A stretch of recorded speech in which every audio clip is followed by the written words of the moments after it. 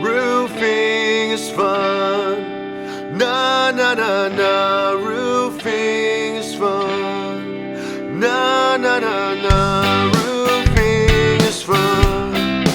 Na na na na. Roofing is fun. I can't wait. Hi, I'm Tanya and this is Josh and we're from Roofing University, and today we are at the Diamond Steel factory and we're going to do a little tour and talk to the owner. So let's go. My window. Hi guys, it's Tanya here from Roofing University and I'm here with Murray Simpson, the owner and inventor of Diamond Steel. Hi Murray.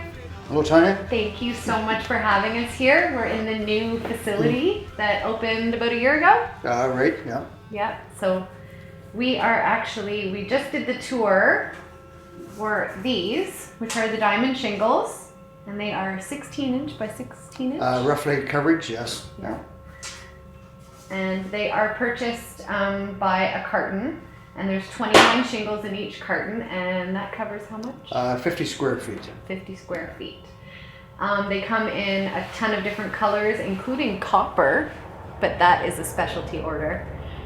I actually just learned something really neat. I don't know if that can come in. That's a hotel in Banff, and it's all done in copper, and it was custom done. The shingles are usually 16 by 16, but those were 10 inch by 10 inch, and I just thought it was really cool. I thought I'd mention it. So, Murray, when did you guys get started?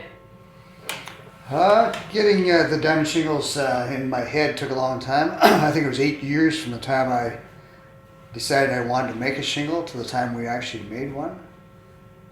What made you think of making a shingle? I guess I was in construction all my life, and we were roofing a lot of houses. Every now and then we'd come across a steel shingle, an old steel shingle roof from the 1920s or earlier. Oh wow.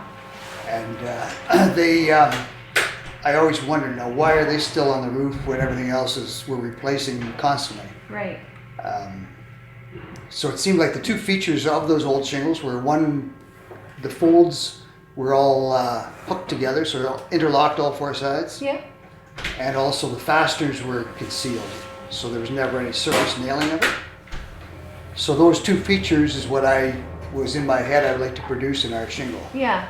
And it just slowly came together over... Slowly, as I said, about 8 years from the time I thought about it, yeah, till the time we actually made a shingle. So your very first shingle and the very first roof that you put on, was it obviously no machines like that? No, it was pretty rustic Yeah. making them at that time. Were they handmade at the time? Yeah, we hand machines. Oh wow.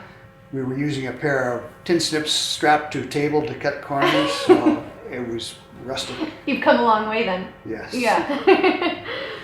As far as the actual shingle itself, what's the gauge of steel? This is 28 gauge steel.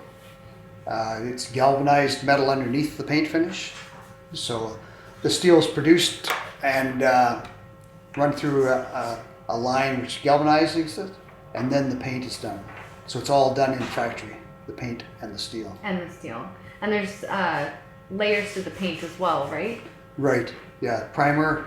This finish is made exactly for the roofing industry, so it's a thicker primer to it. It's a matte finish, so it doesn't have the gloss for reflection, and makes a better surface for walking on to make it easier and safer for workers. And there's actually, this isn't just a pattern, there's actually purpose to this. We press this pattern in. A flat piece of metal has what we refer to as oil canning on it, so in the sun you would see a small waver to it. By putting this pattern in, that eliminates the oil canning. Makes it a better, smoother look. That's awesome. And then you also have obviously the rectangle as well, and it works in the same kind of a way. They're all interlocking and everything. Right, interlock all four sides, same. The diamond shingle has a clip at the top for fastening to the roof. This is a nailing flange on the top edge that is fastened. I noticed a couple of the photos back here. It's not just on the roof, but they are using them on the walls as well.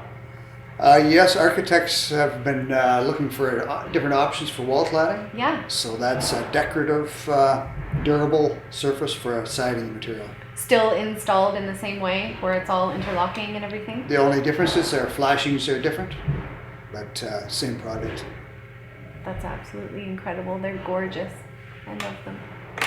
So do you guys have any new products that you're going to be coming out with? Or is that... We always have a few things in the works. Yeah. It takes us time to think them out. We don't Yeah. like to produce anything unless we know it's suitable. Yeah. We have different venting ideas. We have a plan for a shingle which we've thought about and produced of a shingle that is longer vertically than it is width-wise. Oh, okay. So it's a different look, more of a European look to it. Yeah. So we can make them, but not very efficiently the way we do it now. So we have other equipment in the works that if we get going, it would make them more economical, like the Diamond did. Yeah, and all of your machines are actually, they're custom created, right? Really, you cannot just go out and buy machines that would make what we're making here. Yeah. So we come up with the idea of the product, and then we're kind of junkyard mechanics. We take whatever Build we around can it. and we make it work. Alex, he's our automation guys with robotics and the PLCs, so that ties all the machines together. Well, he does a really good job, that's for sure. So the difference between the Diamond Steel and other metal products, is there a difference in the installation or? There's quite a few different metal products in the market. Most people are familiar with like a long full-length sheet, like a barn steel, which surface fasteners is the only way to put them on with. Mm-hmm. I guess another downside of them is the expansion and contraction in metal. A long sheet between the sun and the summer and the cold winter will expand, Especially move in quite Canada. a bit, right? So that's stressing the fasteners and stretching where they're fastened in. And that doesn't happen with Diamond? A small sheet that's fastened on the top corner like this can move slightly and has no effect to the expansion and contraction. Oh, that's really Some neat, other actually. products are designed around strapping, so they sit up off the roof more so. Our product lays tight to the roof like a standard shingle, and thus you can walk on it without damaging it, whereas some of the strapping items are very delicate. And you can install these over one layer of asphalt shingles, right? Normally, if the existing layer is smooth and the surface is there, yes, you can go over the existing. And you recommend to put underlayment over top of those existing shingles first? Yes, an underlayment just separates the asphalt from the steel, so the abrasiveness of the asphalt shingle wouldn't get into the back of the other. Right. So for any of the long-term followers of either BDR or Roofing University, even though it hasn't been out for very long, you guys would know that I am a sales rep for Diamond. I have been one for about 8 years now. And we absolutely love the product. We adore the product. We install the product ourselves through Bigger Roofing, our company. And you guys actually sell all over North America. And how global are you? As it is now, North America, we're scattered over pretty evenly. We have priced a job in Iceland recently, and we displayed our product at the largest construction show in the world at Batamat in Paris a few years ago. Oh, wow. How was that? We set up through another company that we associate with. Yeah. But we haven't made any sales in Europe, but the interest is there. Yeah, definitely. I would think so.